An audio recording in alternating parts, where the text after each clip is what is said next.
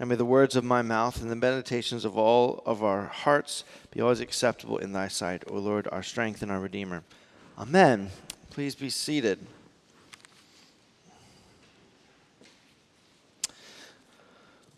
Well, welcome to Holy Wednesday as we continue to read these stories of the last few days of Jesus' life as it's recounted in each of the Gospels. I know that Good Friday we will cover John's witness to the crucifixion, but today we get Luke's, or at least the first part of Luke's account. And one of the things that Luke draws out is this idea of Christ as servant.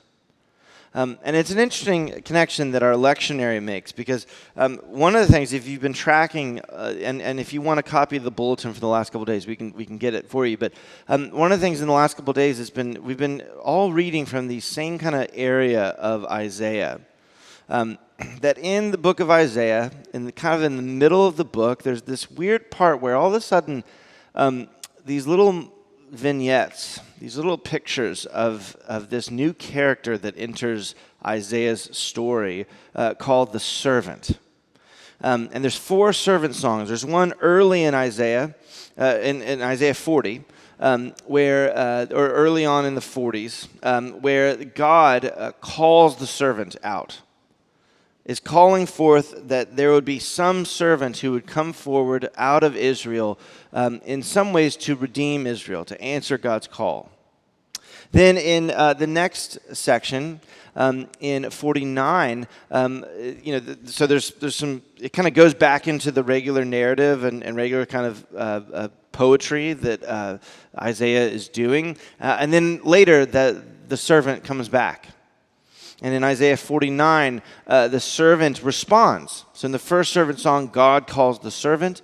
In 49, the servant responds and said, I will do it. So he's kind of answering God's call. I will be the one. I will be the one to answer this call to redeem God's people. Then yesterday, we read in Isaiah 50, the next chapter, there's a third servant song in which I like to picture it kind of like God's calling the servant responds, and then we get a little kind of like the newscaster saying, we're going to go live to the Lord's servant and see how it's going. Remember during a hurricane when they're always like, you got the people at the desk, but you really know the hurricane's getting rough when they're like, we're going to go live to Jim. Jim's at Daytona Beach, and it goes to Jim, and there's like, traffic signs flying behind Jim as he's sitting in the beach, and in the floodwaters, he's talking about, he's in a boat in the floodwater, and then there's a guy walking behind him. It's all fake. No, just kidding. But it's kind of like this live look-in. Well, let's check in with God's servant and see how it's going. And what we read yesterday in Isaiah 50 is that the servant is starting to get pushback. It's not going as well as the servant when he took the job in 49, and was actually pretty positive about it and said, through me, the world is going to be redeemed, and we're ready to do this. Let's do this. And in 50, he begins to see that this isn't going the way that I had planned. The people, whoever it is, in Isaiah 50, have turned on him and are beginning to persecute him. And he is beginning to suffer, and he's crying out that God would vindicate him. That this God who has called him to redeem Israel, and the God who he obeyed that call and went to Israel, that now that people are beginning to mock him and persecute him, he's crying out, God, now you have to, I'm here because I followed your call. Now's the time. You got to step in. And then we get this kind of cryptic passage in Isaiah 52 where it's almost like now we're kind of getting the postscript for the story. The last thing we heard from the prophet, from the servant, was that he needed God to step in and defend him.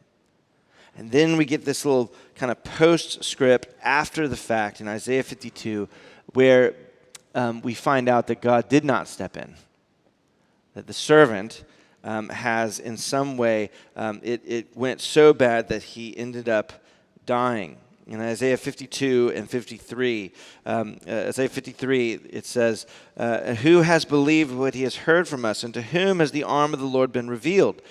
For he, the servant, grew up before him like a young plant, like a root out of dry ground. He had no form of majesty that we should look at him, and no beauty that we should desire him. And he was despised and rejected by men, a man of sorrows and acquainted with grief. And as one from whom men hide their faces, he was despised, and we esteemed him not." So the servant was given over to suffering, and the Lord seemingly did not save him. This is the same mockery that Jesus is mocked with constantly throughout his trial, his torture, and his crucifixion. If you claim to save people and you claim to be the Son of God, save yourself. Or as they said today, putting blindfolds over him and hitting him, saying, "If you're such a prophet, who just hit you?" He was a man, he was despised, and we esteemed him not. And yet, one of the things that we've been touching this week is that it is at this point of pure dereliction, hopelessness, the point at which the servant cries out that he is forsaken, the point at which the psalmist in our psalm of introit describe this kind of, "Do not hide your face from me in the day of my distress. Incline your ear to me, for my days pass away like smoke. My bones burn like a furnace. My heart is struck down in the grass and has withered. I'm like a desert owl of the wilderness, like an owl of the waste places. I lie awake. Loneliness. I eat ashes like bread and mingle tears with my drink." This moment of utter abandonment is actually the very place where God is most at work. Because then the servant song shifts. And after it says he was despised and we esteemed him not, it goes into verse 4. "Surely he has borne our griefs and carried our sorrows.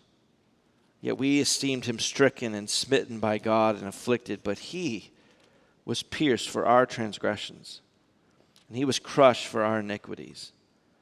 And upon him was the chastisement that brought us peace. And with his wounds we are healed. All we like sheep have gone astray. We have turned everyone to his own way, and the Lord has laid on him the iniquity of us all. He was oppressed and he was afflicted, yet he opened not his mouth. Like a lamb that is led to the slaughter, like a sheep that before its shearers is silent, so he opened not his mouth. By oppression and judgment he was taken away. And as for his generation, who considered that he was cut off from the land of the living, stricken for the transgressions of my people. And they made his grave with the wicked, and with a rich man in his death, although he had done no violence, and there was no deceit in his mouth. And yet it was the will of the Lord to crush him. He has put him to grief when his soul makes an offering for guilt." That something about this was at the very heart of the plan of God all along. That the servant who was sent to redeem Israel did not redeem Israel the way that people expected. Or maybe even in the Isaiah passage, even the way that the servant expected. But it was the way that Christ expected. It was the way that God expected. That God knew in order to redeem mankind, he had to go and die. Because, and we'll close with this, it's only when you and I understand that all of our best parts of ourselves, all of the things that we hold up as noble and good and righteous, are actually the very things that we often have to let go of. The real scandal of the cross is not just that humanity killed God, but humanity declared themselves righteous in doing so.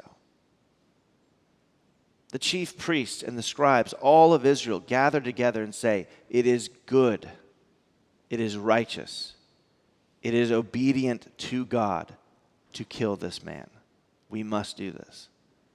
That at the pinnacle of kind of human self-righteousness and human grandeur of ego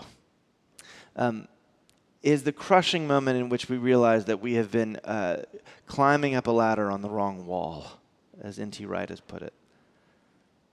And that everything that we've been building has to come crumbling down. It's Peter's moment of his own ego and his own kind of self-image of this brave, I'm ready to go with you to prison and even to death. And he couldn't even make it the night without betraying him. It'll be the same crushing moment that Paul has when Jesus meets Paul on the road to Damascus and says, why do you persecute me? And Paul realizes everything he's been doing, he's been thinking it was righteous, but it was wrong. But when we come to that moment when we realize that all of my goodness and all of my righteousness and all of it pales in comparison and is actually part of the problem, that we find out that in the midst of that hopelessness and abandonment, we find love. The loving purpose of God, that once he has finally broken you down of all of you, it's almost like God is saying, now we can begin. Amen.